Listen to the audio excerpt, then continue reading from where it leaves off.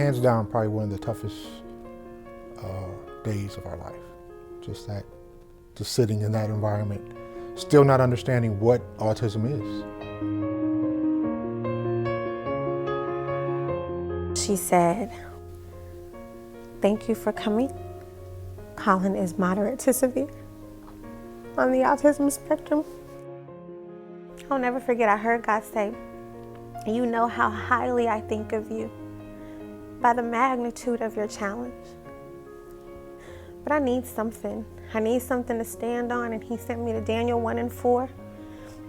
And it was talking about Shadrach, Meshach, and Abednego, and how they chose the best of the young men, that they were children with no blemish.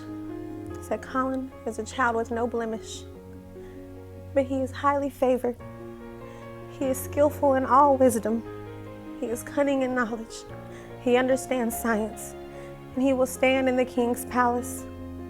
And I went and I stood in my son's bed and I said, "You are a child with no blemish.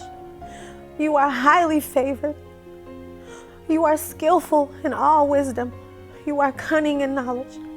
You understand science, and you will stand in the king's palace."